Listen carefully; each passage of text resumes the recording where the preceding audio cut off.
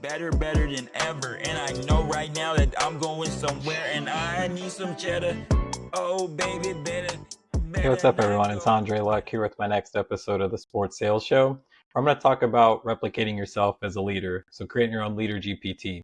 And I think one of the things that we pride ourselves on as leaders is like we're the hero. We answer all the questions, we have all the answers. And what you can do now with AI is actually duplicate yourself so you can focus on other high impact opportunities and some of the stuff that could be automated. Let your reps kind of handle that yourself. So, that's what we'll talk through, do some live walkthroughs, and then wrap up with some big takeaways. So, the current state of where we are today. So where a lot of sales leaders are today, and this was me when I was managing staff, like I always had a line out my door of people that had questions, general questions. As I look back on it, those are all things that, if I had had a documented playbook, I could have directed them to that. But I took pride and felt I was doing my job as a leader because, I was always answering questions. I was helping people out. But where I could have provided more impact is focusing on, driving more sales opportunities or looking further out. I was always up against it of like, we have this coming up this week or we're behind on this, but I could have been looking 3-6 months out if I wasn't always answering the same repeatable questions. But we take pride in it. And I think where a lot of leaders are today is they're fearful that if there's a tool out there that could answer the questions I answer, like what's the value that I bring? And that's an honest question. And so I think it's looking at the role differently. Like our job isn't just to answer questions anymore; it's to drive the business forward.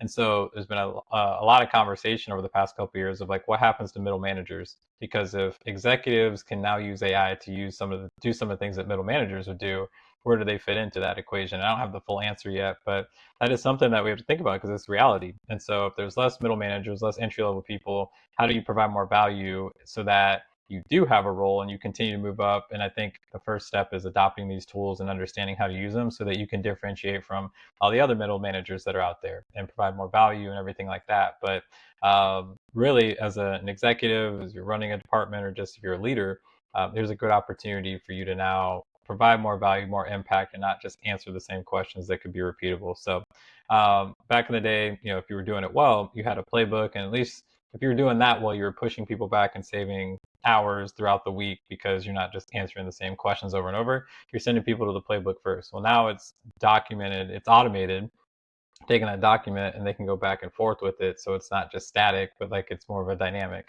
And um, when people are coming to us all the time, a lot of our answers are just reactive, kind of in the moment. I talked last week about recency bias. So, what's the most recent deal that happened, or just how you feel in the moment, or maybe you're not fully locked in because you just got out of another meeting and you got this on your plate, and someone comes to you with a real situation, and you kind of give them a short answer, or you don't have the full scope of the deal and you're just quickly answering because maybe you have to jump on to another meeting. So a lot of the times the answers become reactive, or if most teams have multiple leaders.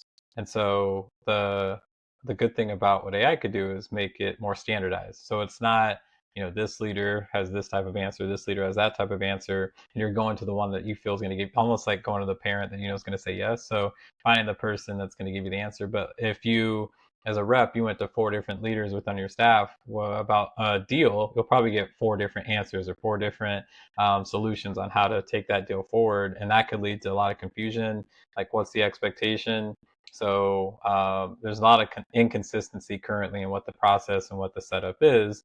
And then we just slow things down, because if everything has to come through us and we have to have everyone ask us questions or what the next step is in the deal, and I think it's good that we can coach, but maybe now we only focus on coaching like the bigger deals and like the stuff where it's just, I got this objection, how do I handle it? Or what's the best next step based on this email I got? And they could go to this Leader GPT based on, that's trained and programmed on our deal process and everything like that. Now we're only taking questions that are most impactful. Maybe they already went to the GPT and now they're like, hey, I still want a little more context, and we're providing more value that way. We're not slowing things down, and then deals aren't getting lost because we're not giving the right feedback based on consistent best practices that we documented. So the ideal state is every rep has their own agent, they have their own assistant that is programmed based on your sales style, your leader's best practices, everything like that.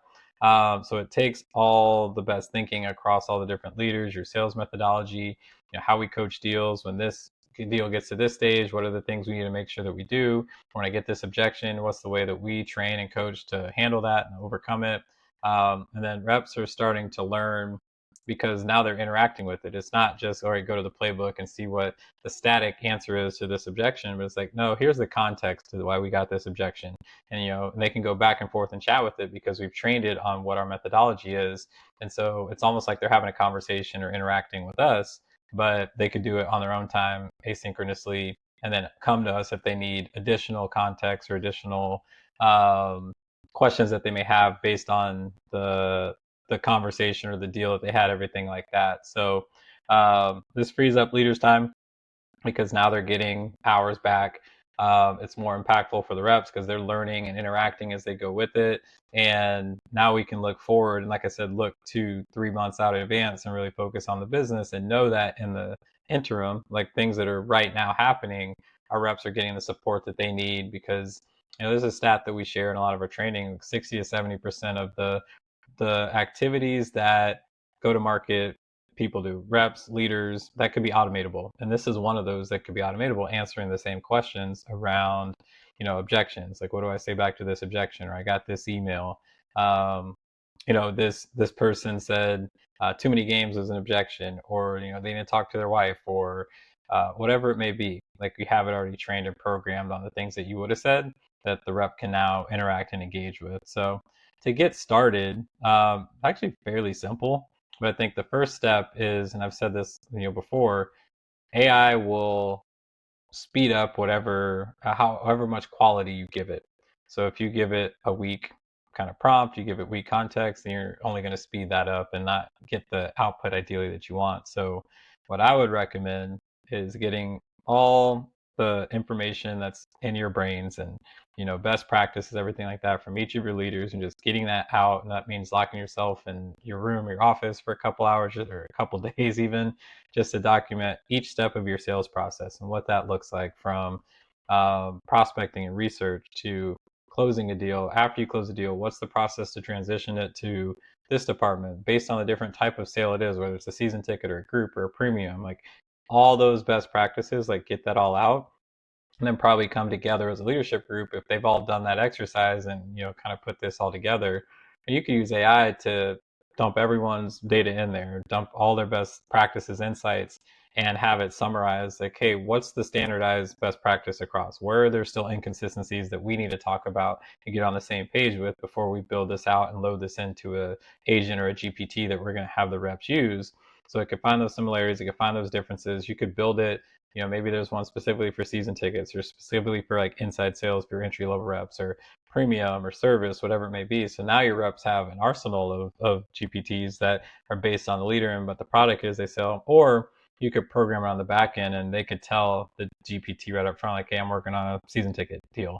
And it knows to train it and give responses based on season tickets. But the good thing is, getting all that out there, let AI bring that all together and provide a tool that the reps can then use and then self-serve. And now you're getting that consistency that we talked about across leadership. So it's not, Sam manages like this and Aaron manages like this. And, if you go to either of them, you're not going to get the same answer. Now you're getting that consistency. Everyone's following the same process, and leaders only coming in when they need to, or when it gets to a certain level or a certain type of deal. And this is a good exercise to go through too, because most of us, like I said, don't document our best practices. We just kind of operate off feel. So I would probably start with like one group or one use case or one instance and just pilot it and see and measure. What's the anecdotal feedback from the reps, but then also, are we seeing impact on like time saved or less questions asked, or things that managers could focus more on? And I think this could also provide better one-on-one meetings, better deal coaching meetings, everything like that. And then so after 30, 60 days, look and see the results, and then if it's working well, scale that. And the other thing too is we can't set it and forget it. Like, there's always things that are changing, so there's probably a good checkpoint maybe every 30, 60, 90 days that you're going in and like tweaking that GPT a little bit, or just as real things come up, new pricing. So someone has to own this and someone has to be, monitoring it. And it could be, a manager on the sales team. A lot of times that's going to be the case, but maybe you have an enablement person within your team that focuses on training, development, growth, things like that. And now they could be way more productive and way more efficient than having to manually build out trainings and everything like that. They could do exercises or initiatives like this focused around AI and GPTs that the staff can use and provide more value that way. So that'd be my recommendation based on where I know a lot of teams are today and where potentially we could take them, where they're looking to go. And so what I'll do is do a quick walkthrough of what this looks like in real life, of how a rep could use this GPT and interact with it, engage with it to get the response, so they don't have to go to their manager to answer all these questions. So let me share my screen here.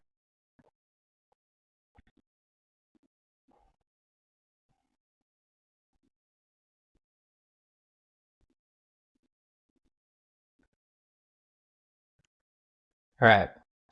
So this is, let me go back one. So this is just Chat GPT. So over here, if you get the pay version, you can go to Explore GPTs. So click there. You can go to My GPTs. So these are different ones that I've created. You can create your own GPT here. But this is the one we're going to do here. So I'm going to go in and show the instructions. I asked AI to help build this out. Hey, here's what I'm looking to do. Build me instructions that I could do to program a GPT. So it took best practices. So I used it for one of my clients, for Lauderdale United, as an example of, pretend you're a leader for them and help me build out a GPT that reps can use, that kind of replicates me and saves me time from having to always answer questions. So we'll go back to that. And so I'll pull up that GPT, have a sample situation that we could use for this use case. So I'll input what the situation is. So it's a company, a tech startup, Miami. My contact's the head of sales, premium partnership package for $50,000. So they want to use it for client entertainment. Only spoke to one person, no confirmed budget. Timeline is sometime this season. So these are all things that a rep would go to a manager for. And so what it asked me to give me is what's missing, 3 actions I should take this week, a follow-up email I could send. So probably get more context, but for speed, I just had it summarize and give a sample situation here. So what's missing? You're not losing this deal because of price. You're losing because there's no business case or urgency. So this is the feedback that is giving the rep based on the context of the deal.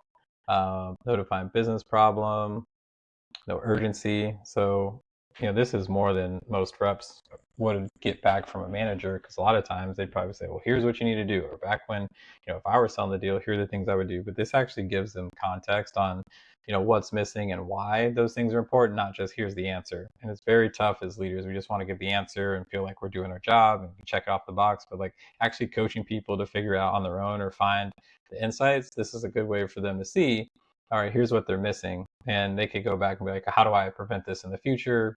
Things like that. Questions to ask. So you need to reopen discovery, not just check in. So there's actually some things they missed. So I was given some really good coaching there. Actions this week: break the pattern, multi-thread the account, create urgency. Again, I can humbly say that, I thought I gave pretty good advice and feedback, but this is better than anything I would have given. So as a leader, we need to accept that this is probably better than what we could do. It's only going to lead to more sales and more revenue for us and more quality for our reps, and then they can engage kind of on their terms and learn. So coaching note. So again, I can interact and engage with this because this is trained on how our leaders coach and manage deals. So I'm going to ask the question like, what can I do in the future to prevent some of these mistakes? Because that's the thing, like when you're coaching someone, you want to make sure that they learn from what they did the first time, and then in the future they don't go through that mistake. So good, this is the question that actually moves you from rep to revenue operator. So ChatGPT always makes you feel good about yourself no matter what question you ask. So where you went wrong. So you accepted a weak problem, client entertainment, you didn't control the process, you stayed single-threaded. So now it's giving constructive feedback. Objective 2, we talked about this last week or maybe the week before, that a lot of times when we get feedback from our manager, it almost feels biased, or if we had a heated interaction early, we were like, oh, they're just upset with me. But this is, again, objective, that is going to allow the person to probably take better feedback and even better coaching coming out of it, because there's no emotion tied to it. It's just objectively, here's the situation and here's what you could do better. The system to install. So good steps on make sure you don't do it again. No proposal without this.